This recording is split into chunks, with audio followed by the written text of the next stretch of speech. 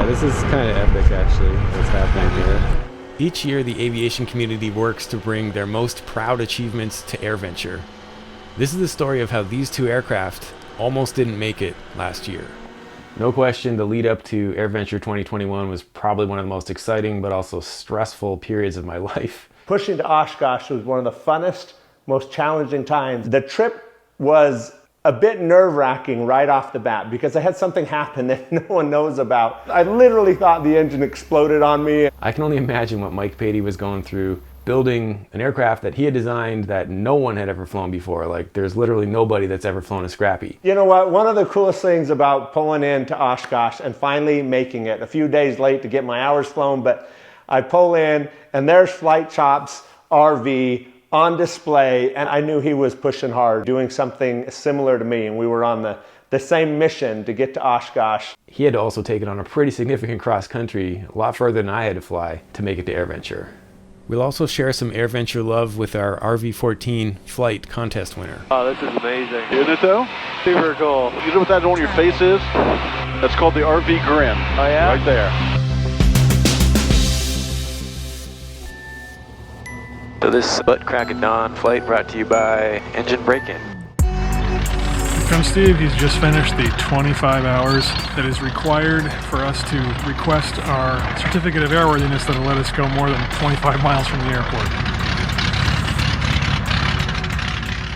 Despite all the odds, we made it, and I ended up landing the airplane at Osh with like 36 hours on it, I think. Okay, give me a high five. Yeah.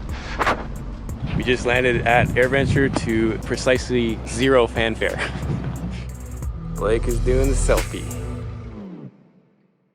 But we made it, and it was a little bit bittersweet to be setting the airplane up at the Garmin booth on the Sunday, looking at the empty spot where Scrappy was supposed to be.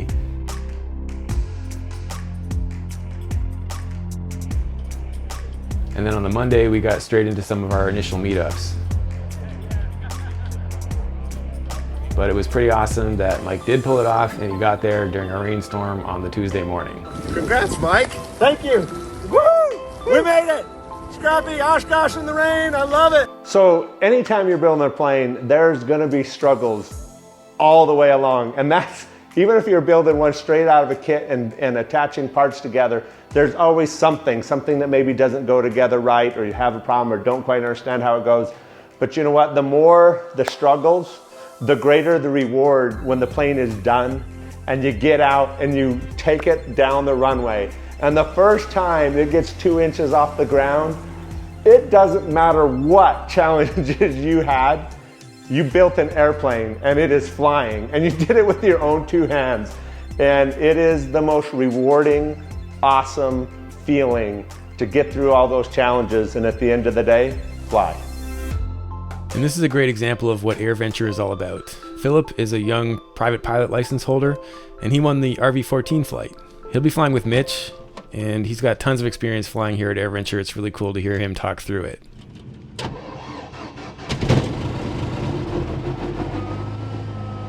Hey, can you hear me okay? I can. Make a 180, left turn on Bravo.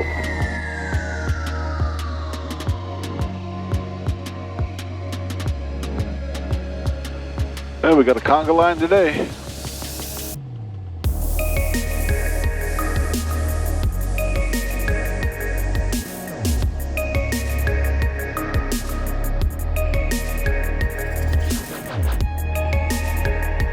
That's pretty cool.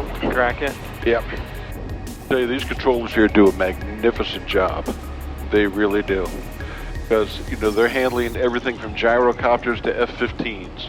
Wow. And how they keep people separated, and, you know, then they do rely a lot on pilots and their capabilities, and they'll be able to, you know, do exactly what the controllers say when they say it. But still, it's a great partnership between the two, and these controllers, they're working under a lot of pressure here. Contact tower 126.6. You know, not everyone here is a professional pilot, but they just do a great job. Detail bonanza, clear for takeoff. RV. RV's everywhere. Left side, left. B, right side, clear for takeoff. Good, thank you. Citation 335 Foxtrot, are you coming down the taxiway there southbound about 8 down? That's the AOA indicator. Okay. That's right on, Papa. Citation left side, clear for takeoff. Okay, I will handle the power. You take the controls. All right, my controls. You have the controls. That's not right side. That's not on the right side. Well, just keep an eye on this guy here. We'll just maintain all of this heading here. Actually, you see that little island out there? Yeah. That's Warbird Island. Head towards that. All right. Head towards that. Left side, clear for takeoff. There you go, you're doing fine. How many hours do you have? I have 108. 108, good for you. The stick feels a bit different than a yoke. Yeah, yes it is. Now here we have trim up and down, right and left. Okay, so you can trim it to a neutral position. Okay, that guy's way behind us. You can go ahead and climb to 2,000 feet. What kind? You want to do an airspeed climb or? You climb at 110 knots indicated. Okay. VY is 95, but VY right there, that's a pretty high nose-up angle. So 110 knots indicated is fine. Okay. Oh, this is amazing. Isn't it though? Super cool.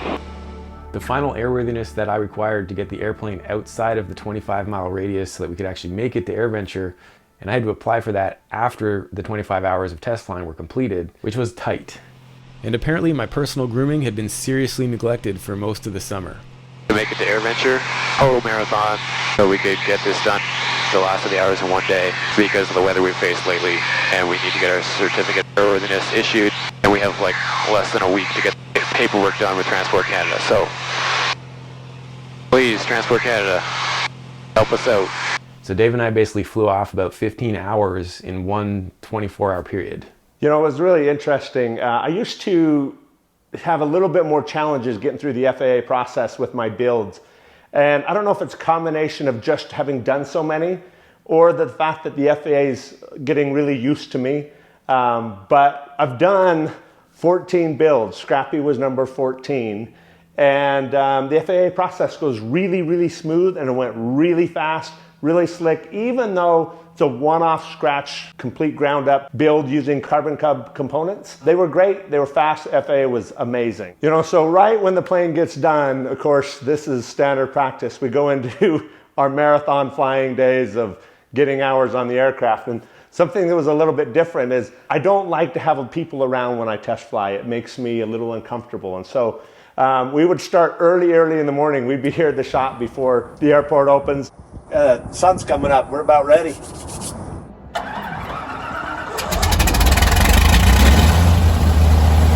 It was certainly a push, but a lot of fun. I never had anyone help me fly off the hours. Matter of fact, I'm still the only person that's ever flown Scrappy. I have done all my own test flights for every aircraft I've ever built. And so I did it on this one, and I flew off the hours myself.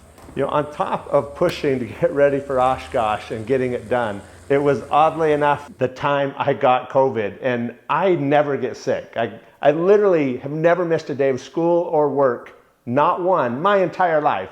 And so I really didn't have much compassion when people got sick. But about 2 months before Oshkosh, there were times I'd be walking along and I'd be like, oh man, I don't feel good. And I'd just lay down on the concrete in a pile of dust and get back up as soon as I felt good and go to work. I've always had this feeling that if I keep my blood flowing, I'll heal faster.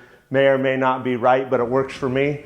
Even after flying all these hours, I got halfway to Oshkosh and I thought the motor exploded on me. There was a line that I had ordered that came in, and it was just an oxygen line for my oxygen tank.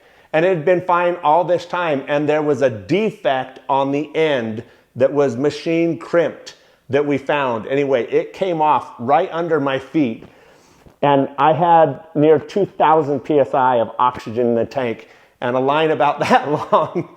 And so it actually exploded off the end and then shot 2,000 PSI off the end, and it whipped like a hose, and it was just pounding the floor and everything.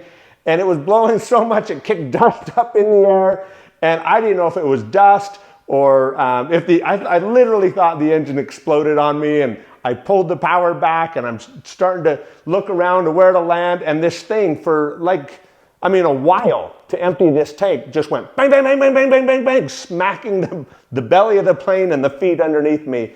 And fortunately, it finally slowed down, and then I could hear the hiss of air and that the engine was smooth, and I brought the power back up, and smooth as silk, absolutely perfect. And I looked at my oxygen tank and I went, well, it's my oxygen. I guess I'm not going high, but I'm not worried about that. Landed, a simple quick fix, put a hose on it, but that made the flight interesting. And then the last day I couldn't quite get in, some weather came in, had a little hole in the morning, had landed at airport just north, and fortunately it was easy. It had an overcast, but I was one airport away, just popped up in a really soft light drizzle. Beautiful smooth air in the rain, came into Oshkosh a couple days late, but made it safe. It was awesome.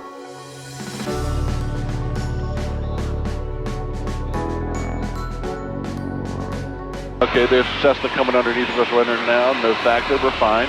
But want to try some turns? Yeah, let's do that. Go ahead, see what happens. So, you want me to put feet on the rudders? You can use your rudders as a footrest.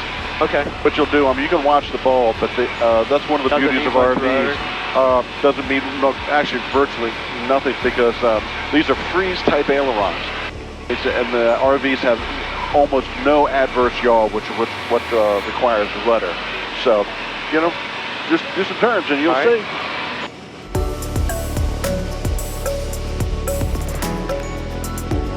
Oh wow, that's amazing. Don't worry too much about your outfit. I want you to enjoy flying the airplane. Okay? Every airplane has a different sight picture. It takes a little while to get used to any airplane, but you're doing just fine. Yeah, it handles really well. Doesn't it though? Well, with almost 11,000 flying, that's got to tell you something. Yeah. Okay, do some nice turns, and as you're turning, watch the ball. That's incredible. I would think it would slide way farther over. Just a little bit. It's just a little teeny bit of moves. Right. You're a natural-born RV pilot. Is this your first time flying with a stick? Yeah, yep. It's a little bit different. Once I started flying with the stick, I had to ask myself a question. Why did they ever put a yoke in an airplane? It's really comfortable. It's very comfortable. I guess you could do a lot finer, almost adjustments, it feels like. Yep. Well, and you also see with the RVs, it's a fingertip flyer for one. Plus, it's very small movements. With no yokes, it's not all this in and out and up and down. Why don't you try a steep turn to the left? 60 degrees, all the way over to that last mark. That's 60 degrees. Okay. Give it a shot. Clear to the left? Okay. Clear left.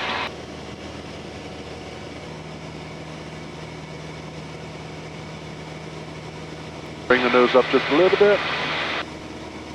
See how easy it is? Wow, that's really cool. Yep. Okay, let's bring it back to about 30 degrees. Okay. So that right there, that last island. Okay, now what you want you to do, take your feet off the rudder pedals. Okay. Okay, take your hand off the stick. Okay, now this airplane will stay like this until we run out of gas. Cool. Because this airplane, you'll notice it's very well balanced, pitch and roll. Feels really stable. And it's a very stable aircraft. Would you care to see it stall? I would. That'd be really cool if you want to demonstrate that. Yeah. Very good. Okay, I have the controls. Air controls. Bring the flaps all the way out.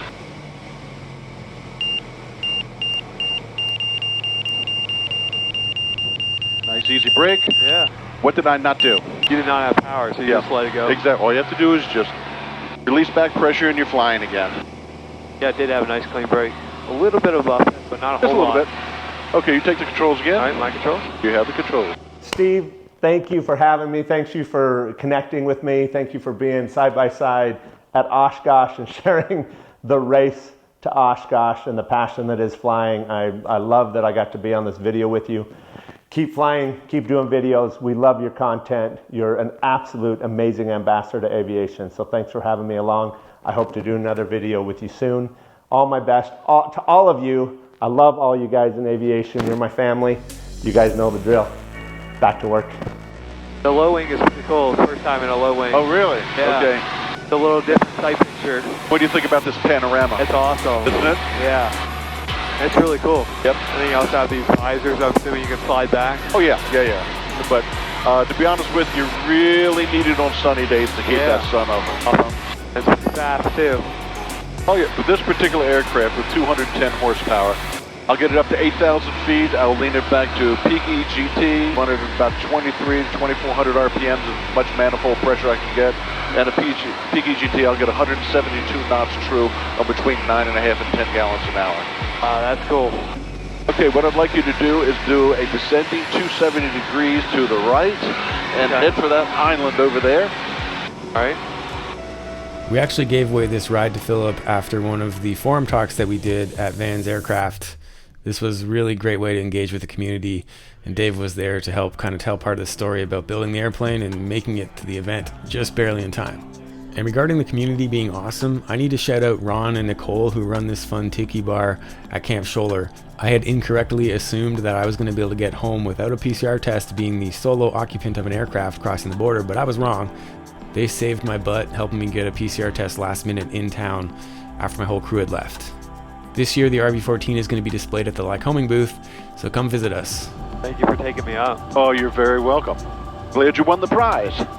So that's another AirVenture in the books, and the first of hopefully many, flying the official FlightChops RV-14. That's all there is to it. Right? Super cool. So was it like a 172? No, a lot different. It was awesome. I'm glad this young man won. This is a natural-born RV pilot right here. I'm telling you. It's awesome. He's been smiling like that since we took off, I tell you. Stay tuned to see how you can win the ride that we're going to be offering at the event this year. And until next time, keep your flight chops sharp.